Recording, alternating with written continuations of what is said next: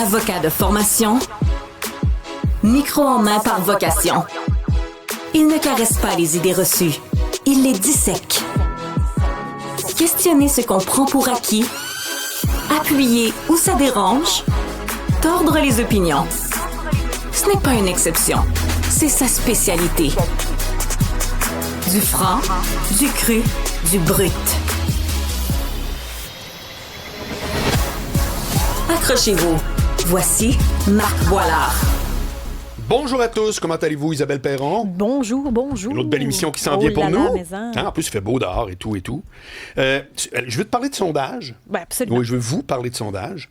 Il y a un nouveau sondage qui est sorti. Puis, ça, c'est les choux gras des commentateurs. Il ne faut pas oublier, dont je fais partie.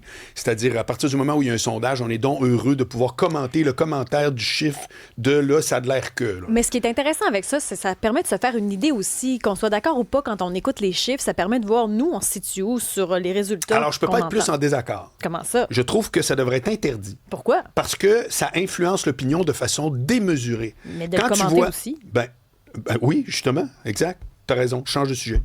Parce que je trouve ça hallucinant qu'on bombarde les gens de sondages sur qu'est-ce que ton voisin pense en pensant que ça va pas nous influencer. Quand tu vois qu'il y a une tendance lourde puis que tu hésites entre deux, tu vas-tu mettre ton X avec le gagnant ou avec le perdant? Tu vas-tu te précipiter avec 33 % de taux à la dernière élection 2022?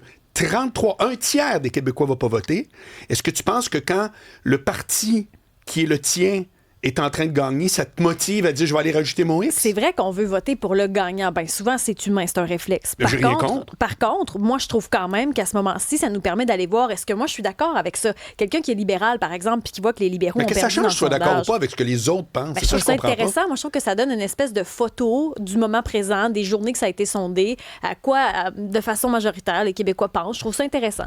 Mais je prends ça avec un grain de sel. C'est un sondage, c'est une perception. Oui, mais intéressant, je peux bien croire. Moi, je te dis que c'est un exercice qui est avec une influence démesurée et je pense que ça devrait ne pas exister. Je te le dis pour vrai. Influence démesurée? Oui, c'est démesuré comme influence. Tu sais, c'est des gens qui disent peut-être qu'on parle même pas de vote, là. Ces gens-là, est-ce qu'ils vont aller voter, ceux qui ont répondu au sondage? Je ne sais même pas. Non, mais toutes ces questions-là sont légitimes. Je te dis juste que, justement, je le sais pas.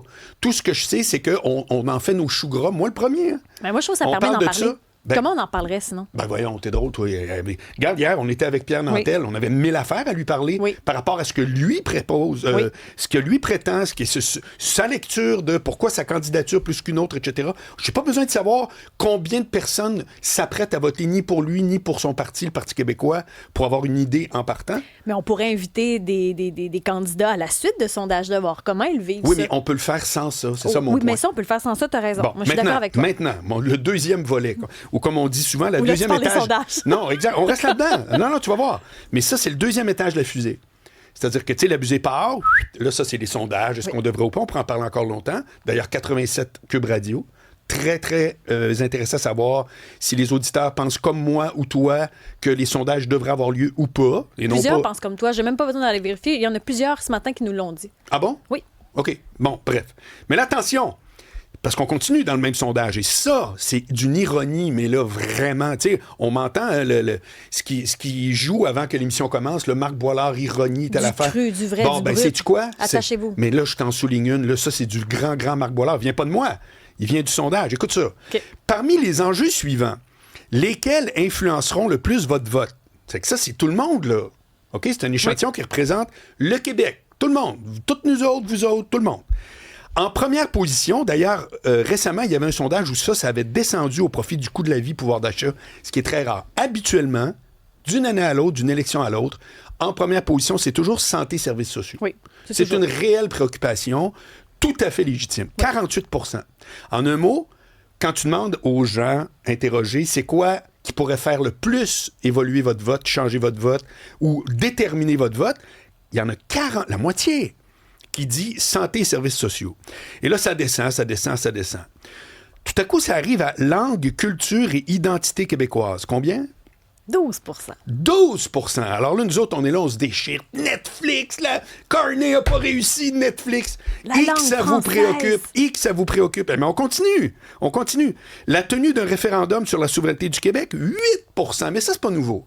Non. C'est les sondages des 70-30. Par contre, là, c'est drôle, c'est 8. Mais là où je suis, mais je hurle, c'est quand je vois... Parce que qu'est-ce qui intéresse le monde dans les médias, les nouvelles? Il y a eu un meurtre à Longueuil, le trafic. Le sentiment de sécurité. Oui, le trafic, j'en peux plus. Là, on va le trafic. Transport, infrastructure, 6 6 % vous avez gagné à la loterie.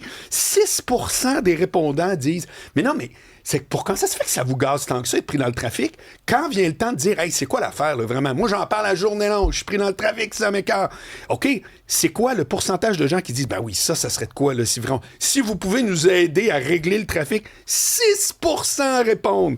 Et tout ce qui est sécurité publique et justice, 6 %. Et attention, roulement de tambour, je ne sais pas, préfère ne pas répondre. 7 %! Il y en a plus! Il y en a plus. Mais tu trouves pas que c'est représentatif de tout?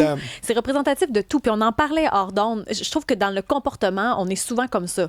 On parle des deux côtés de la bouche. Par exemple, on veut de meilleures conditions de travail. On va faire des grèves, on veut un meilleur salaire. Mais on est les premiers à aller acheter sur Shein et Temu parce que ça coûte pas cher. Les gens qui n'ont pas de conditions de travail. Parce qu'on se dit, oui, mais je comprends ce que vous nous dites à radio, mais ça coûte moins cher. Puis c'est comme ça que je vais régler mon portefeuille. Puis je me dis, ben on pourrait regarder notre façon de consommer.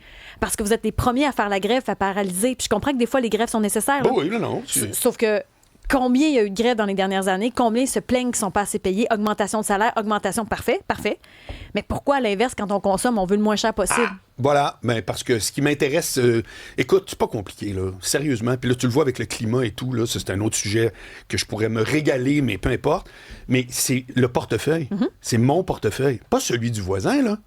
Mon portefeuille. Ça fait que quand tout à coup, tu arrives et tu es Québec solidaire en disant, nous autres, on a un élan plus à gauche, tout à fait respectable. Combien dans le sondage, Québec solidaire? 11 %. Parce que dans la fonction publique, quand on augmente les salaires, c'est aussi moi, puis c'est aussi toi, puis c'est aussi l'autre qui paye pour les augmentations. Celui qui prend sa retraite à 55 ans. Oui. Oui, mais remarque qu'il a signé un contrat. Social. Je peux pas lui dire de l'enlever. Non, il a signé un contrat quand il y avait 20 quais, qui est entré au ministère de la Justice. Oui. Puis moi, je veux pas remettre ça en question. Je remets en question, on est-tu capable de payer quelqu'un pour prendre sa retraite à vie indexée? Hey, les gens, aujourd'hui, qui prennent leur retraite au public, vont être, pour beaucoup, plus longtemps à la retraite qu'actifs. Viens me dire que ça, tu sais, quand je t'ai dit, il y a 2 milliards... Non, mais il y a 2 milliards de profits. La semaine passée, j'étais hors de moi. Il y a 2 milliards de profits qui sont pendant 3 mois aux États-Unis de pétrolière. Puis nous autres, on est là. Hey, là, les écoles coulent. Il faudrait vraiment qu'on fasse attention. Là, toi, puis on va gratter le fond de... Mais ça comme... on marche à la tête. Mais en même temps, la retraite à 55 ans, là, dans 20 ans, on ne pourra plus supporter ça. On n'est pas assez de payeurs. C'est beaucoup trop. Il n'y a pas assez de monde qui travaille. Je pourrais quasiment te contredire en disant avec le point que je viens juste de donner. Dans la mesure où les compagnies font des milliards de profits puis que ça va juste dans la poche des actionnaires, j'aurais le goût de te dire, on pourrait être à retraite à 30 ans si l'argent était mieux redistribué. J'exagère. Complètement. Oui, mais c'est pas comme ça que ça... Mais non, voilà. Exact. Le point, sais-tu quoi? Le point de tout ce que je te parle aujourd'hui, c'est l'immense différence entre ça me gosse, ça m'irrite, ça me fâche, puis dans la vraie vie, ça a-tu vraiment une résonance? Dans la vraie vie. Donc, les meurtres puis le trafic, ça m'écoeure. Puis quand vient le temps de dire, hey, qu'est-ce qui sera ta priorité pour le prochain gouvernement? Santé et services sociaux. Ouais, attends un peu. Ça se peut pas. Tu chiales tout le temps sur le trafic. T'es 6 %, j'adore le répéter. Marc, on veut du changement. On est écœurés.